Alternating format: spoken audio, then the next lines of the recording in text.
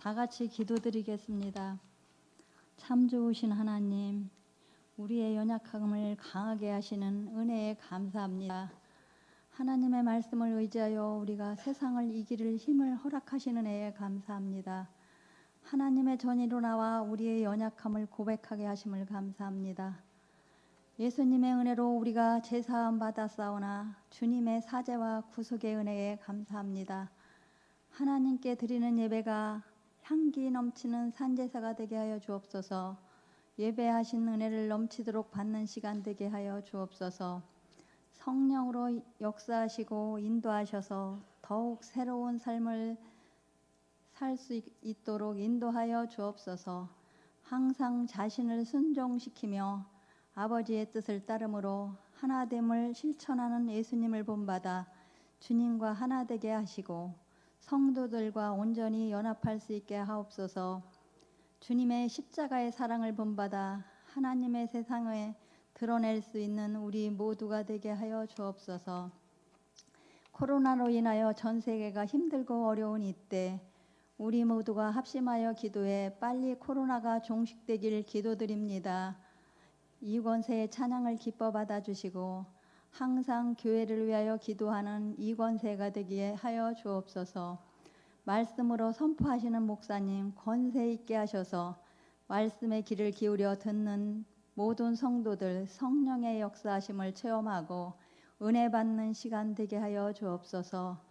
주 하나님의 거룩하심을 믿사오며 우리 주 예수 그리스도의 이름으로 기도드리옵나이다. 아멘.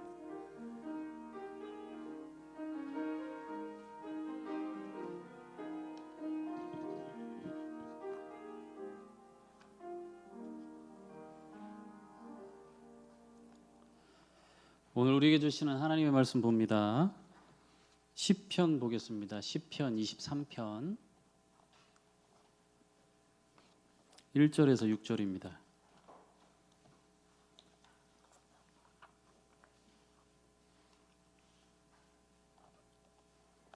시편 23편 1절에서 6절까지의 말씀입니다.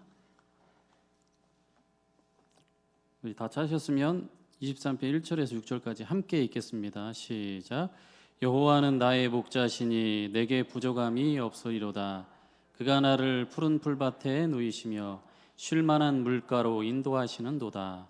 내 영혼을 소생시키시고 자기 이름을 위하여 의의 길로 인도하시는도다.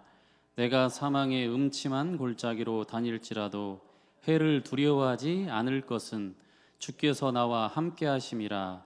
주의 지팡이와 막대기가 나를 안위하시나이다.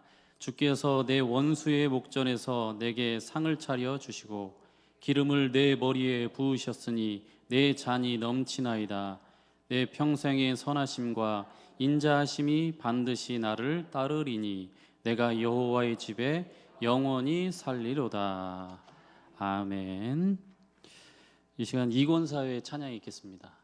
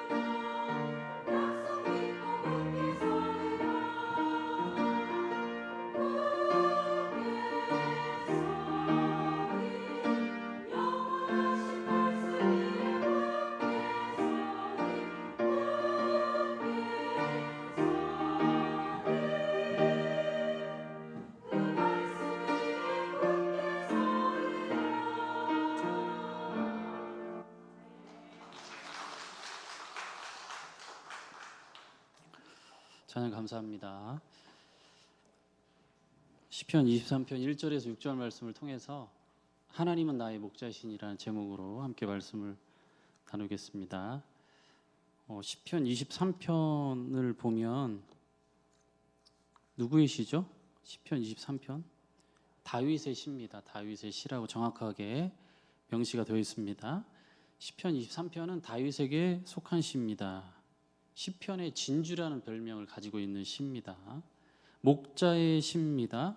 목자이신 여호와 하나님에 대해서 1절에서 4절까지 이야기를 하고 있고요. 내 잔치의 주인이신 여호와에 대해서 5절에서 6절까지 말씀하고 있습니다. 내 목자이신 여호와, 내 잔치의 주인이신 여호와에 대한 확신과 신뢰를 표현하고 있습니다. 배경적인 것을 보면 출애굽에 대한 기억을 소환한 비유적인 언어를 썼다라고 볼 수 있습니다. 바벨론 포로가 되어서 고향과 성전으로부터 유리되고 포로 공동체에게 소망이 되었던 시편이지 않겠는가라는 추측을 하고 있습니다. 주석가들 중에는 이 시의 목자 이미지가 또한 다윗의 어린 시절을 경험에 근거한 것일 수 있다라고 이야기를 합니다. 하지만 세월을 거듭하면서 그리고 여호와의 집을 찾는 순례자들이, 하나님의 집을 찾는 순례자들이 하나님의 은혜를 기념하여서 불렀을 것이다라고 이야기도 합니다. 화려하거나 현학적이지 않고 참 자신의 이야기를 하는 것처럼 담백하고 단순한 일상의 언어가 하나님을 찾는 사람들의 마음을 더 강렬하게 만져준 것 같습니다. 그래서 이 시편 23편은 특히 시편 중에서도 많이 우리가 보게 되는 시편이면서 굉장히 친숙한 시편이라고 생각을 합니다. 단락을 구분해서 보면 이제 1절에서 4절까지는 내 목자이신 여호와에 대해서 이야기를 하잖아요. 1절에서 2절은 부족함이 없으신 여호와다. 내가 부족함이 없는 것이 아니고 부족함이 없으신 여호와 하나님을 이야기하고 있습니다. 그 다음에 3절에서 4절까지는 의로운 길로 인도하신 여호와 하나님을 이야기합니다. 의로운 길로 인도하시는 여호와다라고 이야기를 하고 있고요. 5절, 6절에서는 내 잔치의 주인이신 여호와에 대해서 이야기를 하고 있습니다. 조금 더 구체적으로 그러면 1절부터 한번 훑어보도록 하겠습니다. 하나님께 여호와는 나의 목자라고 고백을 하고 있습니다. 이곳 말고도 구약에서 주님을 목자의 이미지로 표현을 하고 있는데요. 이는 히브리 전통에서 아주 오래된 칭호 중에 하나입니다. 야곱이 요셉을 축복할 때 목자이신 하나님, 우리가 보는 개역 개정판에는 기르신 하나님으로 번역이 되었는데요. 정확한 원어적인 해석으로 본다면 목자이신 하나님으로 볼 수가 있는데요. 야곱이 요셉을 축복할 때 목자이신 하나님을 언급을 했어요. 그래서 그 하나님이 출생부터 지금까지 함께 하심을 고백하고 있습니다.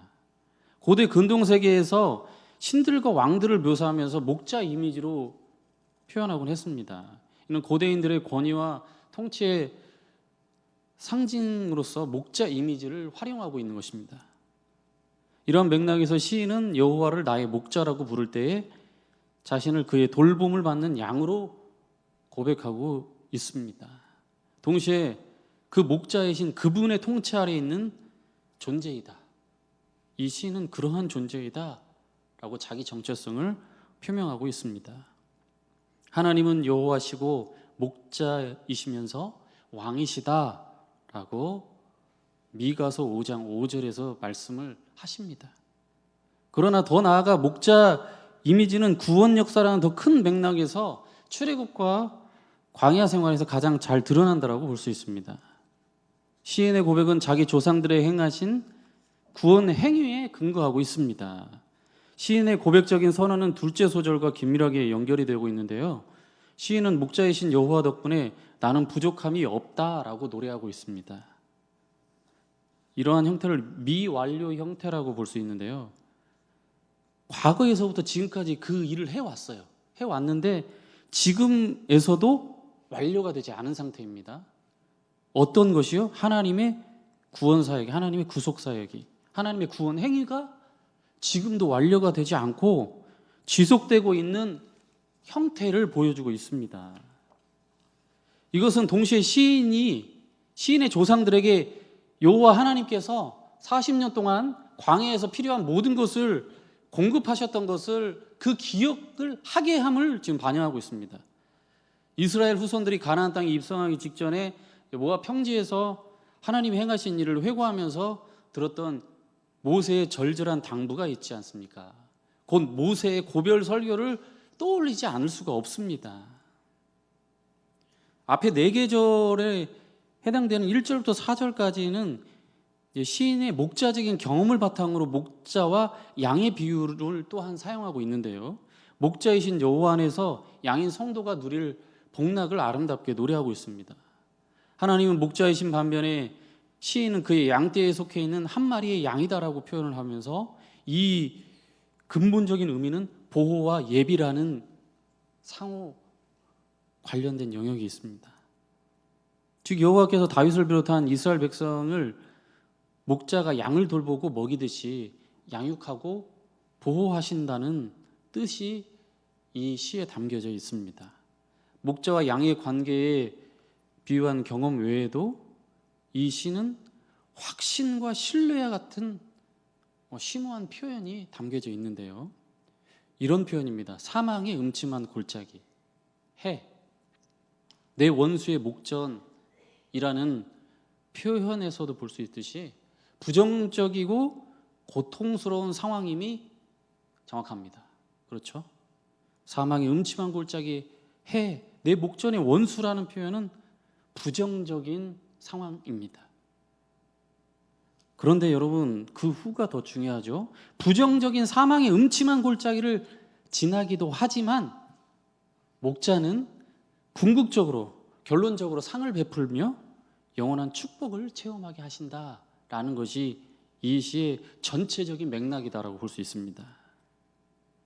사망의 음침한 골짜기라는 부정적 표현은 앞에서 언급한 푸른 초장을 생각하면, 그리고 쉴만한 물가를 생각해 보면 선명하게 대조가 되고 있다는 것을 볼 수 있습니다. 사막의 음침함은 사망의 그림자가 깊은 어두움을 가리킬 수 있습니다. 아마 이 개념은 유대 광야, 이 와디라고 하는 유대 광야의 골짜기에서 깊은 그림자를 만나게 되는 상황을 연상하게 한다는 것입니다. 그 안에 누가 있는가? 강도가 있지 않겠는가? 또한 무엇이 있겠는가? 짐승이나 소낙비 같은 것이 잠복해 있지는 않겠는가? 라는 그런 위험한 상황을, 그 위험한 상태를 가리킬 때 이런 표현을 하곤 합니다. 심지어는 이런 긴장과 위험의 시기에도 신실한 자는 하나님이 그들과 함께 계시고 따라서 두려워할 하등의 이유가 없다는 확신을 갖고 이 노래를 하고 있습니다. 여러분, 여기에서 저는 이제 발견한 것 중에서 여호와가 자기 이름을 위함이다라는 뜻이 무엇일까라는 것을 생각해 보게 되었어요. 여러분들도 이게 성경을 보다 보면 특별히 다가오는 그 단어들이나 구절들이 있잖아요. 뭐 오늘 읽을 때하고 내일 읽을 때, 아니면 1년 후에 읽을 때 다른 그런 단어라든지 그런 구절들이 있는 것을 우리가 한번 경험을 다 해봤을 거라고 생각을 합니다. 저는 이런 경험을 한 거예요. 여호와가 자기 이름을 위함이다라는 뜻은 무슨 뜻일까? 여호와 그의 이름에 어울리게 하나님이 합당하게 인도하신다는 뜻을 발견하게 되었습니다. 여호와는 오래전 자기 언약 백성들에게 여호와의 이름을 선포하시면서 인자와 진실이 많은 하나님이다라고 선포하셨습니다.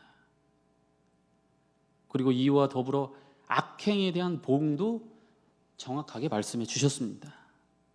여호와께서 당신 이름에 합당한 존재로서 그 정체성을 분명히 밝히셨던 것처럼 그의 백성도 그분의 존재 목적에 걸맞아야 한다라는 것을 이야기해 주고 있어요. 시인은 여호와를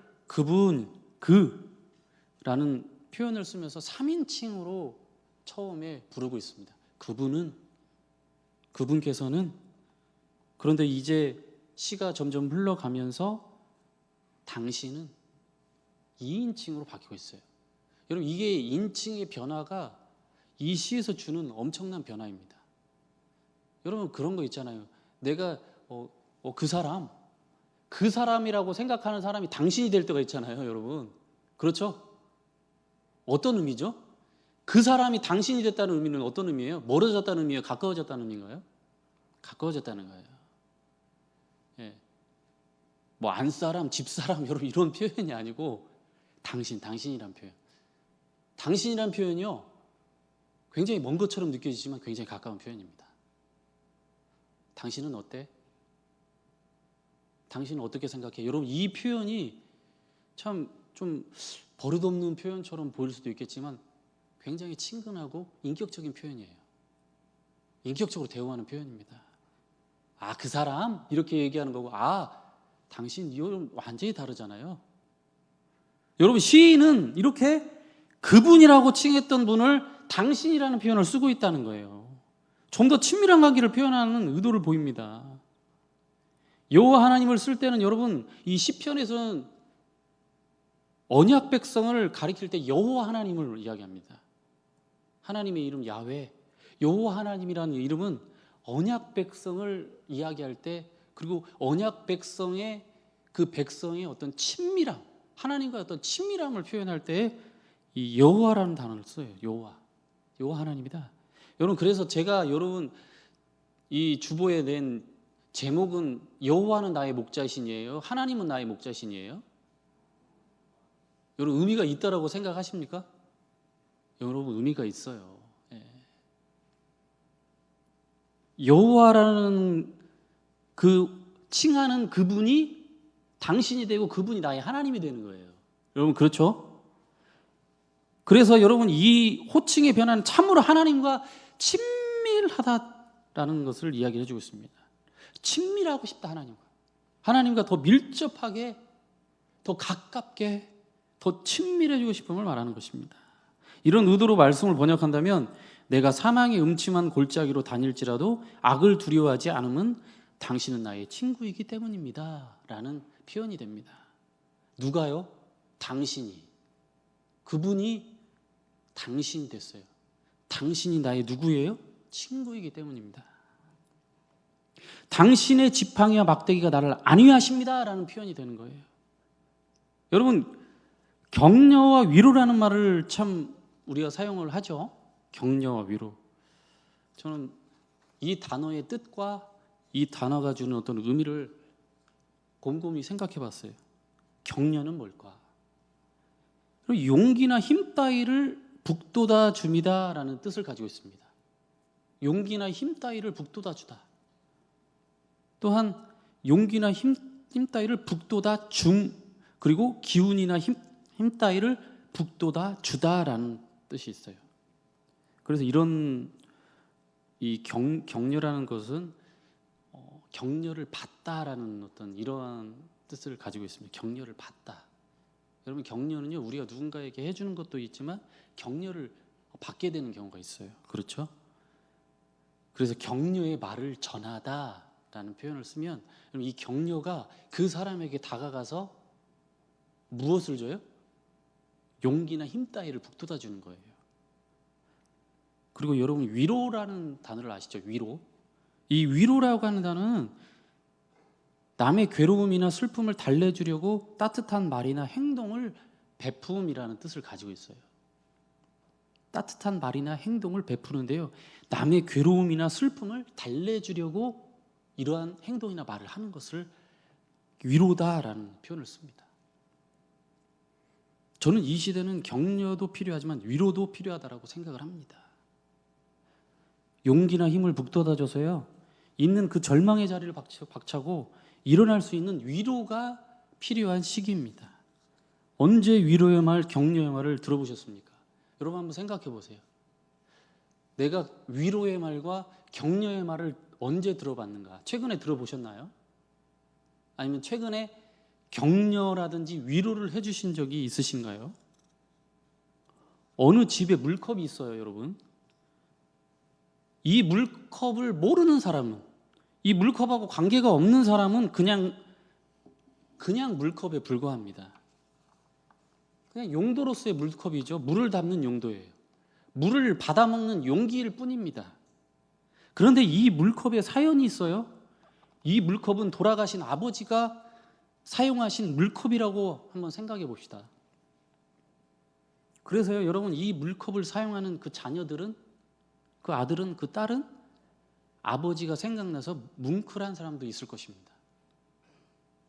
기억이 나는 거예요. 아버지와 함께한 시간들이 기억이 나는 겁니다. 아버지의 말과 행동이 기억에 나는 거예요. 여러분, 추억이 깃들어 있습니다. 함께한 시간이 깃들어 있습니다. 어떤 아버지가 아들이 힘들어하는 모습을 봅니다. 아들이 괴로워하고 낙심하고 절망의 늪에 빠져가는 것을 보고 있습니다. 아버지는 이 아들이 힘들어하는 이유를 알고 있어요. 아버지는 고민을 합니다. 어떻게 하면 내 아들을 격려하고 위로할 수 있을까?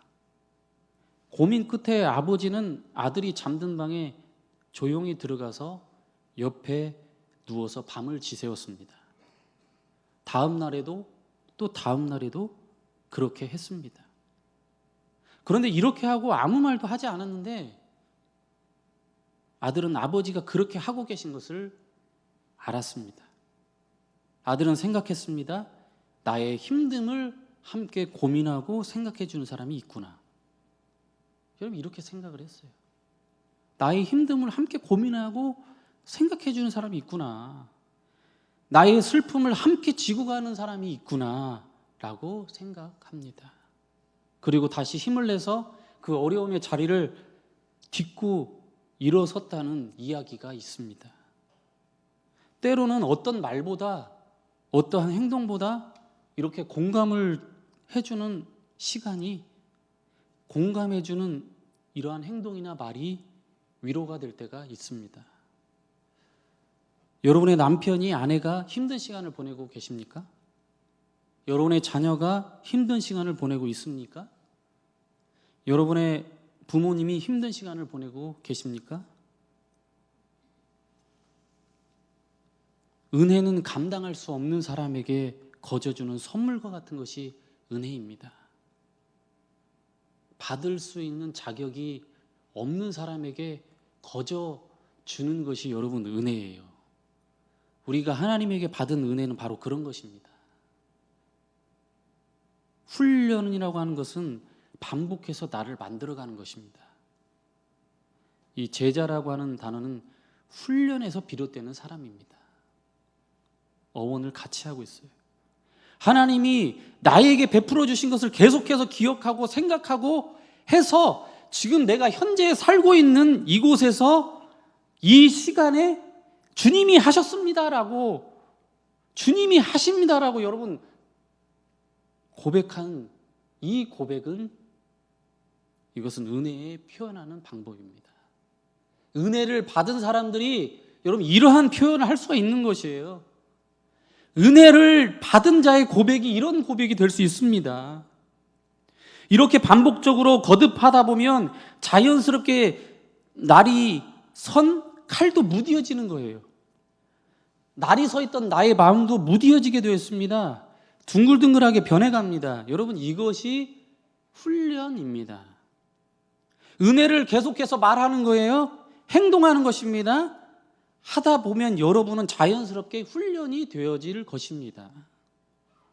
다윗을 보면 여러분, 다윗은 목자죠. 다윗은 목자이면서 사명감을 가지고 양들을 돌보았습니다. 어떤 분은 이런 다윗의 모습을 성실하다라는 표현을 써요. 다윗이 양떼를 돌보는 모습을 가지고 성실하다, 성실함, 성실한 사람이야 라고 이야기를 합니다. 이렇게 훈련된 다윗의 모습을 영성이 있는 사람이다, 영성이 깃든 사람이다 라고 말을 하기도 합니다. 저는 이렇게 표현하고 싶습니다. 다윗은 수많은 경험을 한 사람이다 라고 표현할 수 있습니다. 다윗은 여러분 수많은 경험을 한 사람이에요. 여러분, 다윗의 일대기를 한번 보세요. 자녀들에게 여러분 쫓기는 인생, 사울에게 쫓기는 인생, 여러분 이렇게 계속 쫓기다고 생각해 보세요. 여유가 있을 수 있을까요? 여유가 생기지 않을 것 같아요. 언제 누가 나를 해치지 않을까? 또 다른 사람이 배반을 해서 나를 죽이려고 하는 그런 모습을 보면서도 굉장히 두려웠을 것입니다. 이러한 경험을 많이 한 사람이에요. 또한 양을 치면서 사자와 곰을 물리쳐 보는 일도 경험을 했습니다. 양들을 보호하기 위해서 목숨을 걸고 지켰던 일도 무수히 많이 있었습니다. 어떻게 이런 것을 알 수가 있죠? 여러분, 사자나 곰을 여러분 물리쳐 보는 일이 쉬운 일인가요? 어떤 학자들은 그렇게 이야기해요. 다윗이 후미에서 사자나 곰을 공격해가지고 그 코수염을 잡고 아니면 그 후미에서 뒤통수를 때려서 어떻게 해서든지 사자나 곰을 물리쳤을 것이다 라고 이야기를 해요. 왜요? 여러분, 정면에서는 도저히 안 돼요. 후미에서 공격해야 되는 거예요. 뒤통수 치는 일을 해야 된다는 거예요, 여러분. 여러분, 뒤통수 치는 일도 여러분 훈련해야지 가능한 겁니다. 그렇죠? 여러분, 사람이 사자를 대항해서 곰과 함께 곰을 여러분 이기기 위해서 얼마나 많은 훈련을 하겠어요? 사람이 사람 죽이는 것도 여러분 쉽지 않은 일이잖아요. 사람이 곰을 죽이고 사자를 죽인다고 생각해 보세요. 여러분, 이만큼 어려운 일도 없을 것이에요. 아마 골리앗을 죽이는 일보다도 더 어려웠을 수도 있습니다. 더 힘들었을 수도 있어요. 이런 다윗에게 골리앗이 다가옵니다. 다윗은 사자와 곰을 물리쳐본 경험이 있었잖아요. 이러한 경험을 바탕으로 골리앗도 짐승의 하나처럼 대하고 골리앗에게 다가가기 시작합니다. 그런데 이것도 생각해 보면 좋을 것 같습니다. 다윗의 성실함을 이야기했잖아요. 경험을 이야기했잖아요. 그렇다면 여러분, 다윗의 성실함과 다윗이 한 이 수많은 경험만으로 사자와 곰을, 그리고 이 양떼, 수많은 양떼들을 위험 속에서 구출하고 구해주는 것이 가능했을까? 이 경험과 성실함만으로 가능했을까라는 생각을 해볼 수 있다는 거예요.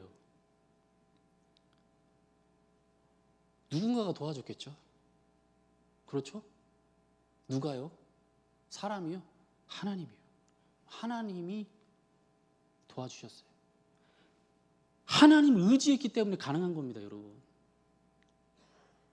하나님께 맡겼기 때문에 가능한 거예요, 여러분. 하나님이 함께 하셔서 사자, 곰을 칠 수 있었다는 것을 인정했어요, 다윗은요. 그렇죠? 하나님이 나와 함께 하시면, 내가 하나님 의지함으로 내가 이 사자와 곰을 쳤은즉 너 같은 골리앗 다가오거라. 내가 이길 수 있다. 자기 힘으로요? 아니요. 하나님이 도와주시면. 하나님이 도와주신 경험을 많이 했잖아요. 하나님이 도와주셨던 경험들이 있잖아요. 여러분, 그래서 우리의 훈련만으로는 불가능하다는 걸 이야기하는 거예요. 여러분, 우리가 하나님의 자녀로 살아가는 일, 예수님의 제자로 살아가는 일, 그리스도인 크리스찬으로 이 세상 속에서 살아가는 일은 그리 호락호락하지 않습니다. 쉽지 않아요. 우리가 아무리 기도의 훈련을 하고 아무리 성경을 읽고 아무리 전도하는 훈련을 열심히 해도 불가능한 일이 있다는 거예요, 여러분. 그렇죠? 어떻게 우리가 사람의 영혼을 움직입니까? 사람의 영혼을 어떻게 하나님께 인도합니까? 그 영혼을 지으신 분만이 가능하겠죠. 그 영혼을 지으신, 다 아시는 분이 여러분 그 사람을 조종해서라도, 그 사람의 마음을 흔들어서라도, 그 사람을 강권에서 잡아서 붙들어서라도 여러분 인도하실 수 있는 분은 우리가 아니고 하나님인 줄 믿습니다. 여러분, 그래서 우리가 아무리 여러분 기도와 말씀으로 훈련을 한다고 해도 불가능한 것이 있다는 거예요. 여러분, 이것이 우리 한계입니다. 하나님의 은혜가 있어야 하는 줄로 믿습니다. 반대로 여러분, 하나님의 은혜가 있어도 우리가 움직이지 않으면, 우리가 훈련되지 않으면, 훈련받지 않으면 쓰임받지 못한다는 사실이에요. 다윗은 하나님께 쓰임받았습니다. 하나님이 사용하셨어요. 이 사람 다윗을 만하니 내 마음에 합한 사람이다, 내 마음에 맞는 사람이다 라고 하신 이유는 무엇일까요? 하나님께서요, 여러분 모세를 온유한 사람이라고 표현하잖아요. 여러분, 온유하다는 표현이 바로 그런 표현입니다. 하나님이 그 사람을 쓰시기에 부드러운 사람이 온유한 사람이에요. 아, 내가 매너 있어. 내가 참 부드러운 사람이야. 내가 참 따뜻한 사람이야. 여러분, 자신이 매너 있다고 하고 따뜻하다고 하면 좋죠. 하지만 하나님이 여러분 우리를 쓰시기에 부드러운 사람이 되실 수 있기를 바랍니다. 그럴 때 여러분 우리가 쓰임을 받을 수가 있어요. 그런데 그렇게 부드럽게 만들어 가는 것은 누구의 몫일까요? 우리가 훈련을 해야 된다는 거예요. 날카로운 칼날을 무디게 만드는 것처럼 우리의 마음에 날이 선 그 마음을 무디게 만드는 것처럼 우리가 훈련받지 않으면 여러분 우리는 쓰임받지 못합니다. 5절 6절을 마지막으로 여러분 결론을 맺습니다. 여호와의 보호를 묘사하는 배경이 푸른 초장에서 죽음의 골짜기로 넘어가게 되고요, 즐거움이 넘치는 잔치집으로 분위기가 바뀌게 됩니다. 원수가 누구든 간에 여호와가 그들 앞에서 잔치상을 차려주신다는 거예요. 여호와 하나님께서 그 원수의 목전에서 잔치상을 차려주신다라고 이야기합니다. 식사와 잔치를 하나님께서 직접 준비해 주십니다. 더군다나 머리에 기름을 바르고 그 사람의 생기를 회복시켜 주십니다. 이러한 의식적인 상징적인 의미는 하나님의 예비하심과 보호하심에 대한 찬미입니다.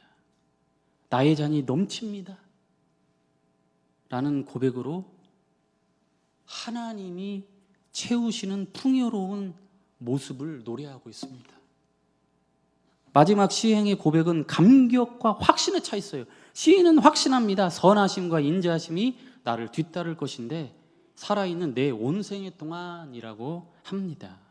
선하심은 좋다라는 의미를 넘어서서 사람의 삶을 기쁘고 안정적으로 유지하고 풍요롭게 하는 것과 관련된 말입니다. 인자하심이라는 말은 하나님의 언약적인 의무와 사랑을 표현한 핵심적인 말로서 실패하지 않으시는 하나님의 사랑을 잘 드러내는 말입니다. 그러므로 시인은 여호와의 집에 오래오래 살 것을 다짐하고 있습니다. 잔치를 베푸신 그분과 함께 지속적인 교제를 나누고 싶다라고 이야기를 하고 있습니다. 여러분, 이 모습을 보면 시편 23편은 마치 나는 선한 목자라라고 말씀하신 예수 그리스도의 모습을 떠올리게 하는 거예요. 나는 선한 목자라. 우리를 친구로 받아주시는 그 목자 되신 그 주님은 선하신 목자이십니다. 그 목자, 선하신 목자 주님께서는 다윗과 함께 하셨던 것처럼 우리와 함께 하여 주실 것입니다. 하나님은 다윗과 함께 하시기도 하셨지만 지금 나와 함께 하시기도 하십니다. 여러분, 이것을 하나님의 신실하심이다라고 이야기를 합니다. 하나님은 신실하신 분이세요. 하나님은 영원토록 변하지 않으시는, 우리가 영원토록 주님과 함께 하기를 원하시는 분이십니다. 여러분, 그분과 함께 걸으시겠습니까? 그분과 함께 하시겠습니까? 주님과 함께 하시면 주님으로부터, 주님의 말씀으로 우리는 격려를 받고 위로를 받게 되는 줄 믿습니다. 아, 하나님 이렇게 함께 하셨지? 나에게도 함께 하시겠지? 라는 여러분 기대를 갖게 합니다. 이 선한 목자 되시는 주님께서 여러분과 저의 앞길을 평생토록, 영원토록 인도해 주실 줄로 믿습니다. 기도합니다. 사랑의 주님, 우리를 인도하여 주심을 감사를 드립니다. 부족함이 없으신 주님께서 부족함이 없도록 우리를 인도하여 주심도 감사를 드립니다. 목자 되시는 주님을 의지함으로, 주님을 신뢰함으로 걸어가게 하옵소서. 주님의 신실하심을 믿는 믿음의 신실함으로 살아가게 하옵소서. 험난한 인생 골짜기를 만나도 그곳에서 주님과 함께함으로 격려와 위로받게 하시고 견뎌낼 수 있는 힘과 감당할 수 있는 능력을 허락하여 주옵소서. 코로나19로 인해 지친 심령이 있다면 이 시간 위로하여 주셔서 다시 그 마음에서부터 일어서게 하옵소서. 예수님의 이름으로 기도드립니다. 아멘.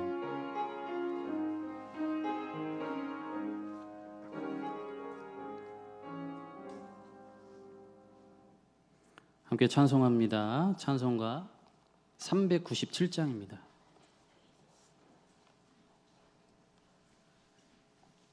397장입니다.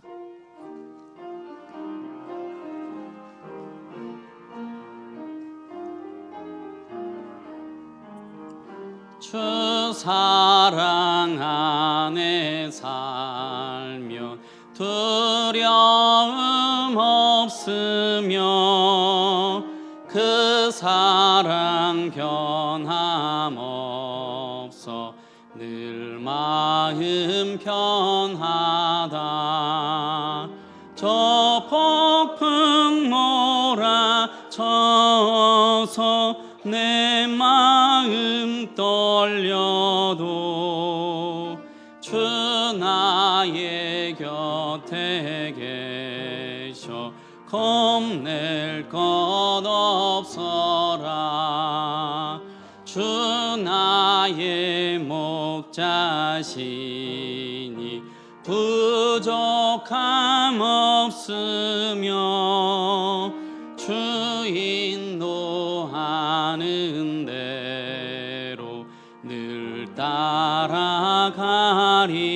따라가리라. 그 지혜 나를 객쳐 내 앞길 밝히니 나 주의 길을 따라 주 함께 살리라. 저 넓고 푸른 들판 내 앞에 열리고 그 검은 구름 거쳐 새 하늘 보인다. 끝없는 나의 소망 저 환한 생명길 참 보배 되신 주님 늘 함께 하소서.